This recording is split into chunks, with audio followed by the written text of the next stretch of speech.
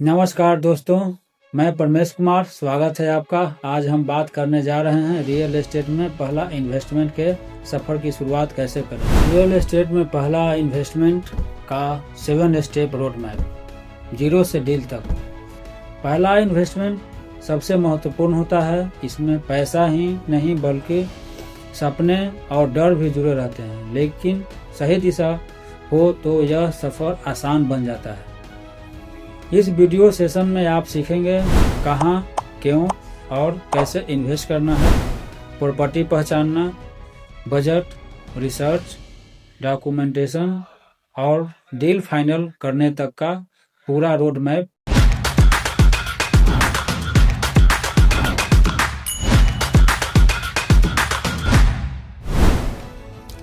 याद रखिए, हर बड़ा सफ़र एक छोटे कदम से शुरू होता है। आज आप पहला कदम उठाने जा रहे हैं, बाकी रास्ता या वीडियो आसान कर देगा। हमें भी पहला कदम उठाने में इतना ही डर लगा था, पर हमने हिम्मत किया और शुरू किया। अगर मैं कर सकता हूं तो आप भी कर सकते हैं। अगर आपके मन में डर या कन्फ्यूजन है तो यह वीडियो उन्हें दूर करने में मदद करेगा। Step 1, foundation. रियल एस्टेट केवल जमीन खरीदना या मकान लेना भर नहीं है, बल्कि यह पूरा इकोसिस्टम है। इसके मुख्य 4 प्रकार हैं। पहला रेसिडेंशियल, जिसमें घर, फ्लैट, प्लॉट इत्यादि आते हैं। कमर्शियल, दुकान, ऑफिस, शोरूम। 3, एग्रीकल्चर, खेती बाड़ी, फार्मलैंड। और 4th, industrial, warehouse, factory. हर विकल्प के अपने फायदे और जोखिम होते हैं। उदाहरण के तौर पर प्लॉट में निवेश करने से आपको भविष्य में वैल्यू ग्रोथ मिल सकती है, जबकि फ्लैट किराए पर देकर हर महीने की नियमित इनकम पैसिव इनकम दे सकता है। रियल एस्टेट को समझना मतलब केवल संपत्ति नहीं, बल्कि लोकेशन, इंफ्रास्ट्रक्चर, सरकारी नियम और मांग आपूर्ति का विश्लेषण करना भी है। जब आधार मजबूत होगा तो आने वाले फैसले आत्मविश्वास से लिए जा सकेंगे। Step 2, set your goal. किसी भी निवेश से पहले यह स्पष्ट करना बेहद जरूरी है कि आपका मकसद क्या है। क्या आप तुरंत मुनाफा चाहते हैं या लंबी अवधि में स्थिर संपत्ति?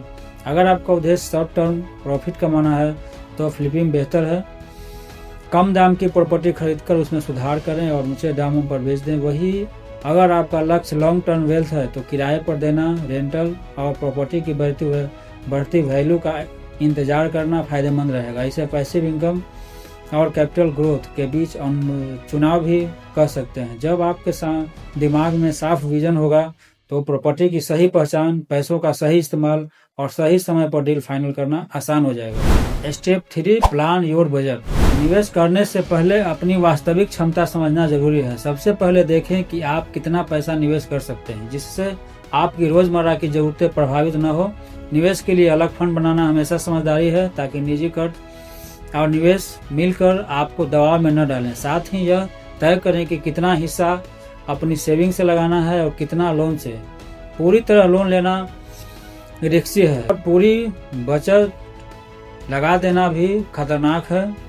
इसीलिए संतुलन ही सबसे सुरक्षित रास्ता है। याद रखिए, निवेश कभी दबाव या सामाजिक दिखावे के लिए न करें। स्मार्ट बजटिंग और प्लानिंग ही आपको लंबे समय तक टिकाऊ निवेशक बनाएगी। Step 4, market research.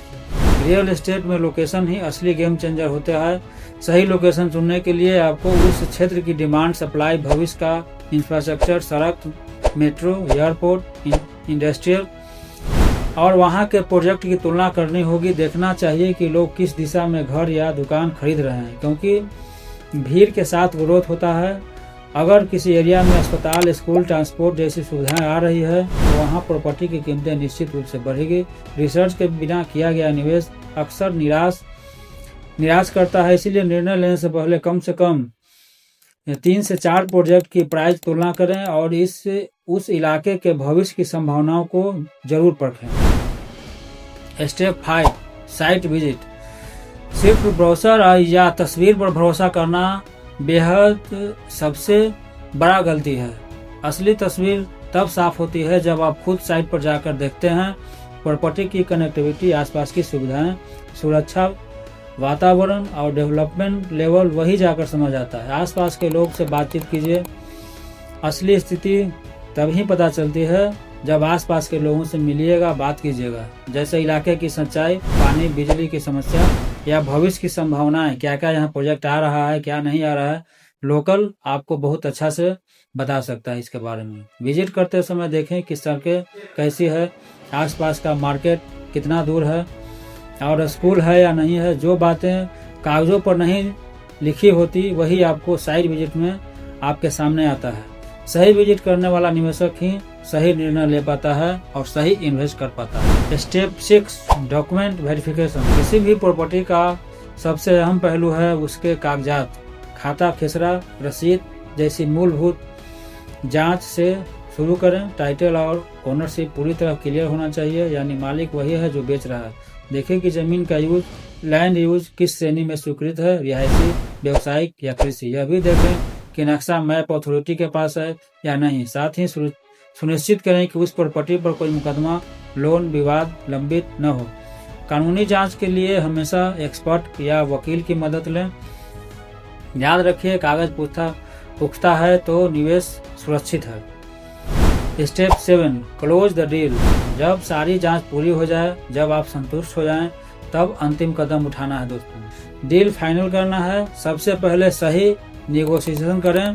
कोशिश करें कि जो वर्तमान रेट चल रहा है उससे 20% कम में प्रॉपर्टी लें और कीमत तय करें। इसके बाद एडवांस पेमेंट देकर एग्रीमेंट टू सेल तैयार कराएं ताकि दोनों पक्षों के बीच लिखित भरोसा हो। निश्चित तारीख पर रजिस्ट्री पंजीकरण करवाना बेहद जरूरी है। यही आपको कानूनी मालिकाना हक देता है। रजिस्ट्री के बाद प्रॉपर्टी का कब्जा लें और सभी कागज सुरक्षित जगह पर रखें। ध्यान रखें, पारदर्शिता और ईमानदारी इस चरण की कुंजी है। यही आपकी पहली डील को सफल बनाएगी और आगे के निवेश के लिए आत्मविश्वास देगी। याद रखिए, रियल एस्टेट में सफलता किसी जादू से नहीं बल्कि मजबूत तैयारी, सही जानकारी और समझदारी से मिलती है।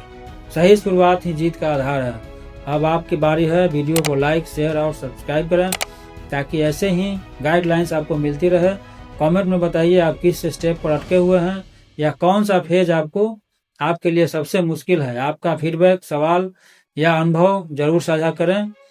जय हिंद, जय भारत।